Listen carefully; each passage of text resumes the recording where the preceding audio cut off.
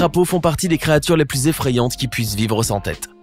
Une découverte que nous avons pu faire grâce à l'herpétologue américaine Jill Fleming, qui a retrouvé un crapaud sans tête dans une forêt américaine.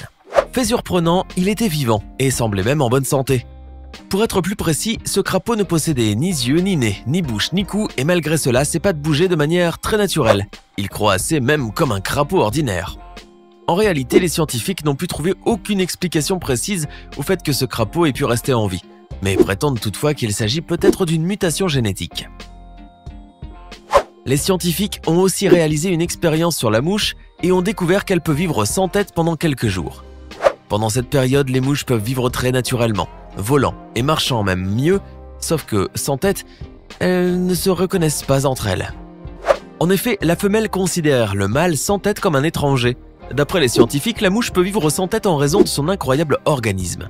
Elle possède un cerveau de secours ainsi que quelques autres organes au niveau de son thorax, raison pour laquelle elle agit par réflexe contre la lumière, même sans yeux, étant donné l'existence des cellules sensorielles au niveau de ses reins. En faisant nos recherches sur ces animaux qui continuent à vivre après leur mort ou après leur avoir coupé la tête, nous sommes tombés sur un véritable phénomène. En effet, nous avons découvert que les poules font partie des animaux qui peuvent continuer à vivre longtemps, jusqu'à 18 mois, après leur avoir coupé la tête. Le Monde en a fait la surprenante découverte en septembre 1945 lorsqu'un fermier américain nommé Lloyd Olsen décida de tuer un poulet de sa ferme pour le dîner. Or, après lui avoir coupé la tête, l'homme fut très surpris en voyant que le poulet se tenait debout devant lui et courait dans la ferme sans tête. Cette course dura de longues heures. À la fin, l'homme décida de ne pas le manger et commença à nourrir ce poulet sans tête à travers son œsophage. Le plus effrayant, mes amis, c'est que le poulet se nourrissait et cactait de manière ordinaire.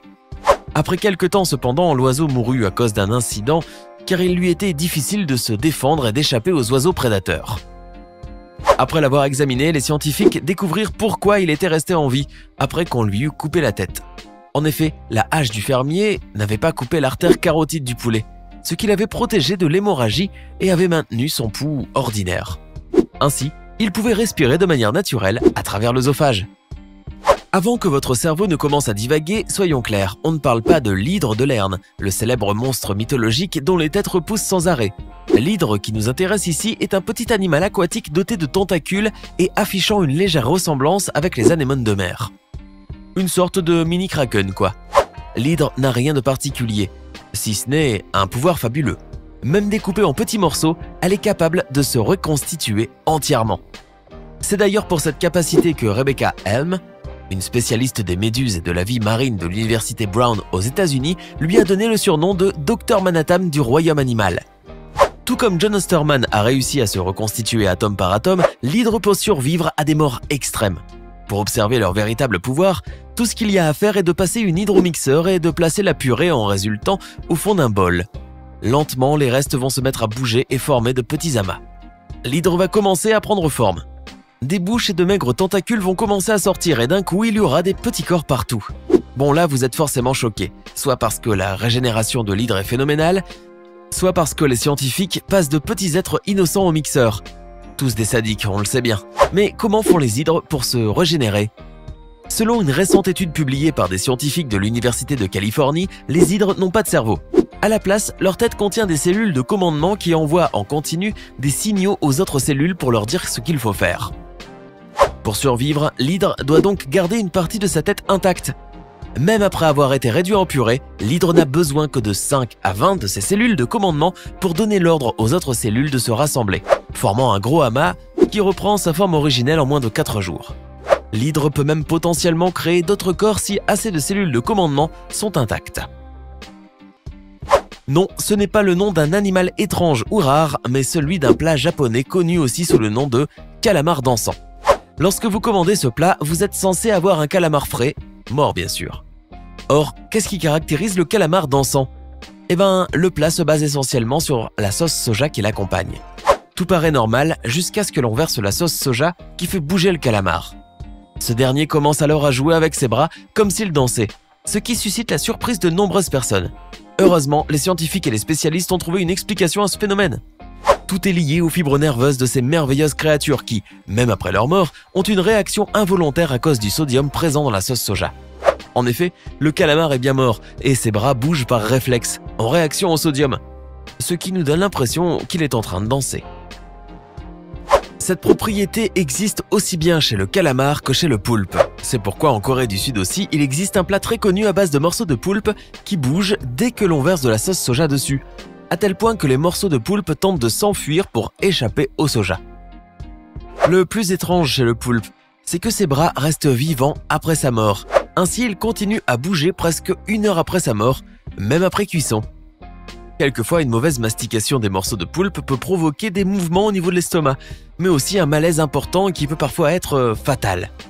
En effet, les études ont montré qu'environ 6 personnes meurent chaque année après avoir consommé ce plat coréen. Éloignons-nous maintenant un peu des plats et de la nourriture.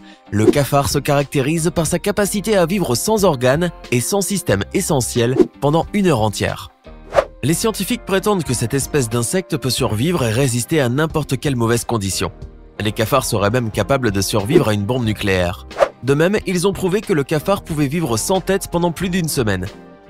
Ce phénomène a été découvert par un scientifique de Pennsylvanie aux États-Unis qui a coupé la tête de plusieurs cafards américains sous le microscope, avant de couvrir la plaie à l'aide de cire médicale. Le scientifique a ensuite mis ces cafards à l'intérieur d'un bocal en verre et les a surveillés pendant 3 semaines, durant lesquelles les insectes sont restés en vie. D'après les scientifiques, ce phénomène est dû au fait que les cellules sanguines se regroupent au niveau de la partie inférieure à la tête et non au niveau de cette dernière, et que le cerveau n'est pas aussi important chez le cafard que chez l'homme. De plus, cet insecte ne respire pas par la bouche ou le nez comme l'humain, mais par de petits stigmates qui se trouvent au niveau de son abdomen, qui sont incontrôlables par le cerveau et qui se caractérisent par leur autocontrôle. D'autre part, le régime alimentaire des cafards constitue un facteur essentiel contribuant à les maintenir en vie après ablation de la tête, puisqu'un seul repas leur permet de rester en vie durant de longues semaines sans avoir besoin de consommer aucune autre nourriture. Il existe une similitude entre les cas précédents malgré la diversité des espèces d'insectes et d'animaux. En effet, toutes ces espèces se caractérisent par le fait qu'elles restent en vie après leur mort ou malgré l'absence d'une partie de leur corps ou d'un organe essentiel. Mais dans le cas présent, nous allons parler de certains organes essentiels qui vivent seuls en dehors du corps de l'animal. Le cœur de la tortue est le cas le plus connu. Si on enlève le cœur de la tortue de son thorax, il peut continuer à vivre seul durant 5 jours après l'avoir enlevé. Le secret réside dans le fait que le cœur des reptiles possède une sorte de pacemaker spécifique isolé du cerveau, ce qui lui permet de vivre plus longtemps, même après l'avoir enlevé du corps de la tortue. Il est vrai que le cafard qui peut vivre sans tête, de même que la mouche, le crapaud et la tortue qui constituent des cas très effrayants, est une réalité difficile à croire. Mais en fin de compte, ce ne sont pas des créatures effrayantes pour nous. Cet animal en revanche est considéré comme l'une des créatures les plus terrifiantes et les plus meurtrières de l'homme, étant donné qu'une seule morsure peut parfois propager un venin fatal dans tout le corps, et dans ce cas, reste juste à prier pour arriver à l'hôpital vite, très vite. Cependant, des soins médicaux rapides peuvent nous sauver. Or, il ne faut pas craindre cet animal pour sa morsure seulement, mais aussi en avoir peur et rester attentif, même après sa mort. Au Texas, aux États-Unis, un homme était en train de nettoyer son jardin lorsqu'il tomba sur un serpent. Il lui coupa alors la tête à l'aide de sa pelle et prit ensuite cette tête dans ses mains quand tout à coup il tomba à terre. Le venin du serpent s'était propagé dans tout son corps. Le plus étrange, c'est que le venin n'était pas un venin ordinaire ou à dose moyenne, comme c'est le cas pour les morsures de serpent que l'on connaît. C'était une dose tellement importante que l'homme se sentit immédiatement mal et tomba à terre. Après son transfert à l'hôpital, il reçut à peu près 23 injections d'antidote de venin, ce qui, au cas où vous l'ignoriez, représente une très grande quantité. En effet, dans un cas normal, le patient reçoit seulement 1 ou 2 injections. Après cela, les scientifiques découvrirent que tous les membres du serpent restent en vie pendant 1 heure après sa mort, même s'ils sont séparés. Durant ce temps-là, tout membre peut sécréter une quantité plus importante et plus dangereuse de venin que celle qu'il sécrétait avant sa mort. Alors, lequel de ces animaux vous a le plus surpris? Dites-le nous dans les commentaires. Sinon, si la vidéo vous a plu, n'oubliez pas de mettre un pouce bleu, de vous abonner et de partager la vidéo avec vos amis. À demain, même heure, même chaîne, pour une nouvelle vidéo.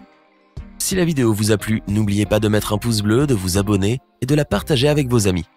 À demain, même heure, même chaîne, pour une nouvelle vidéo.